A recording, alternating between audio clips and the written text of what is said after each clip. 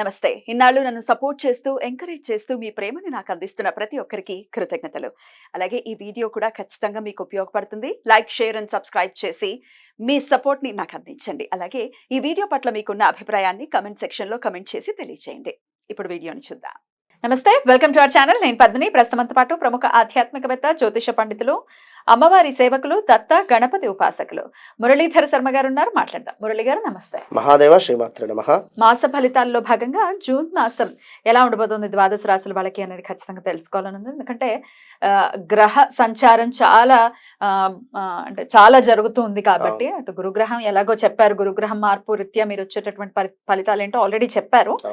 మాస ఫలితాల్లో భాగంగా ఎలా ఉండబోతోంది జూన్ మాసం ద్వాదశ రాశుల వాళ్ళకి? తప్పకుండా ఈ యొక్క 6వ నెలలో కుజుడు ఎస్పెషల్లీ మనకు మీనంలో నుండి మేషంలోకి రావడం జరుగుతున్నది. కుజుని యొక్క ఇంటిని అంటే ఈ యొక్క మేష లగ్నాన్ని కానీ మేష రాశిని కానీ ఈ యొక్క శని భగవానుడు తన ఎక్స్ట్రా లుక్ ద్వారా వీక్షిస్తూ ఉన్నాడు. కనుక కుజుడు మీకు ఇచ్చేటువంటి రిజల్ట్ శని భగవానుడి ద్వారానే తన ఇవ్వమంటేనే ఇస్తాడు.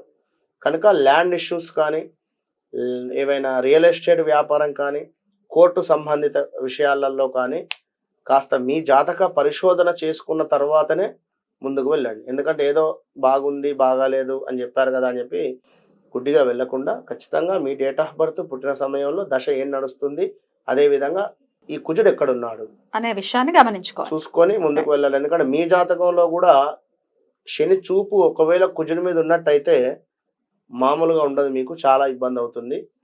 ఇది అర్థం చేసుకొని మీరు ముందుకు వెళ్ళండి. ఇక శుక్ర, బుధ, సూర్యులు ఎక్కడ ఉండబోతున్నారు? ప్లస్లు మైనస్లు మనం ఈ యొక్క వీడియోలో తెలుసుకుందాం. తప్పకుండా. మరి ఈ జూన్ మాసంలో ద్వాదశ రాశుల వాళ్ళకి ఎలా ఉండబోతుంది ఇప్పుడు తెలుసుకుందాం. ముందుగా మేషరాశి వారికి జూన్ మాసం ఎలా ఉండబోతోందండి? తప్పకుండా అమ్మా.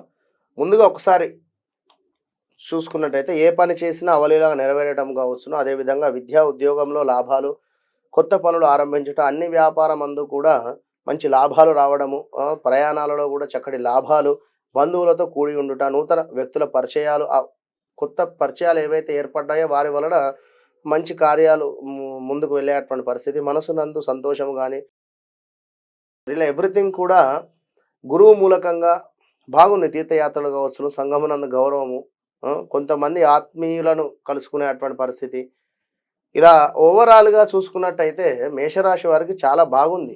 మరి ఇక్కడ మీ లగ్నంలోకి కుజుడు రాబోతున్నాడు, మీ రాశిలోకి. ఈ విషయాన్ని గమనించుకోండి. జన్మరాశిలోకి కుజుడు రావడం చేత అసిడిటీ ప్రాబ్లమ్స్ ఆల్రెడీ ఒక 1 వీక్ లేదా 15 డేస్ నుండే మీకు ఏమైనా ఇబ్బంది జరిగేటువంటి పరిస్థితి కూడా ఉండాలి. ఎట్ ద సేమ్ టైం వాహన ప్రమాదాలు జరిగేటువంటి పరిస్థితులు కూడా ఉన్నవి. హెల్త్ విషయంలో కాస్త జాగ్రత్తగా ఉండండి. ఇప్పుడు కుజుడు మీ యొక్క లగ్నంలో ఉన్నాడండి.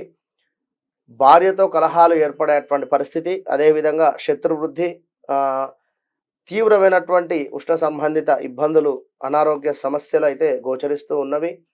ఇక మీ లగ్నం నుండి ఈ యొక్క కుజుడు పంచమ దృష్టి 4వ స్థానం వైపుగా కూడా చూడడం జరుగుతుంది. అంటే మీకు 4వ స్థానంలో కర్కాటక లగ్నాన్ని కూడా చూడడం జరుగుతూ ఉంటుంది.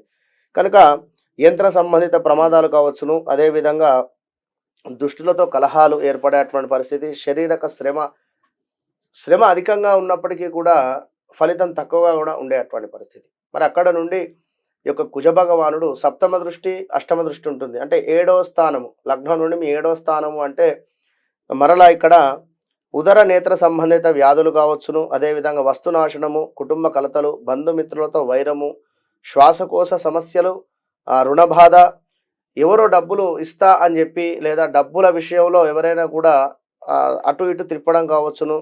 ఇంకా కార్య ప్రతికూలత, అంటే మీరు పనిచేసే చోటనే కాస్త ప్రతికూలమైనటువంటి వాతావరణం ఏర్పడము, కాస్త అగౌరవము ఏర్పడేటువంటి పరిస్థితి.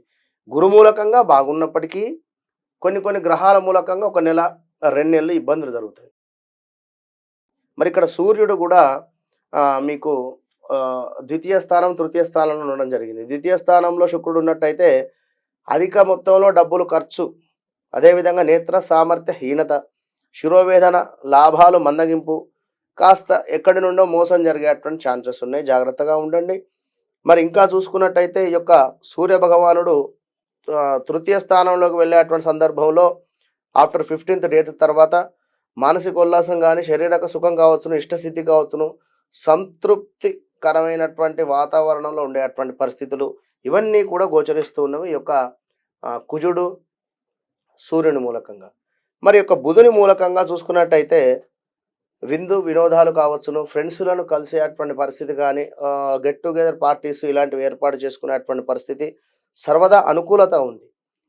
ఇక ఈ యొక్క బుధుడు 3లోకి వెళ్ళేటువంటి సందర్భంలో బుద్ధిహీనత, అధికారులతో కాస్త చులకన, అధికారులతో మీరు పనిచేసే చోట మీ పై అధికారుల నుండి చులకన అయ్యేటువంటి పరిస్థితి, బంధు విరోధము, వస్తు నష్టము, శత్రు ప్రమాదాలు ఇవన్నీ కూడా గోచరిస్తూ ఉన్నవి.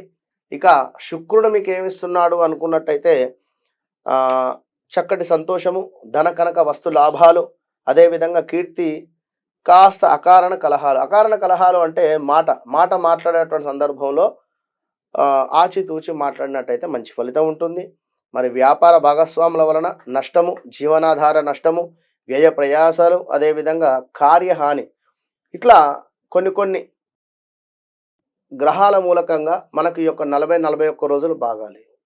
మరి బాగా లేవు కనుక తప్పకుండా కూడా నవగ్రహ ప్రదక్షిణ, అదేవిధంగా మీరు కుజగ్రహానికి కుజ సంబంధిత దానము కావచ్చును, కుజునికి చక్కగా దీపారాధన, సుబ్రహ్మణ్యేశ్వర స్వామి అభిషేకాలు చేసుకొని సూర్య భగవానునికి ప్రతిరోజు కూడా ఉదయం నిద్రలేచిన తర్వాత ఉదయం సూర్యోదయం కంటే ముందే స్నానాన్ని ఆచరించి ఒక 9 మార్లు సూర్య అరిష్టేతు సంప్రాప్తే సూర్య పూజాంచకారయేతు సూర్య ధ్యానం ప్రవక్ష్యామి ఆత్మపీడోపశాంతయే అని 9 మార్లు అర్ఘ్యం విడిచిపెట్టండి తులసి చెట్టు వద్ద. మంచి ఫలితం ఉంటుంది. రైట్ అండి. మేషరాశి వారు ఏ విషయాల్లో జాగ్రత్తలు తీసుకోవాలి, ఎట్లాంటి పరిహారాలు పాటించాలనేది చాలా అద్భుతంగా వివరించారు. కృతజ్ఞతలు.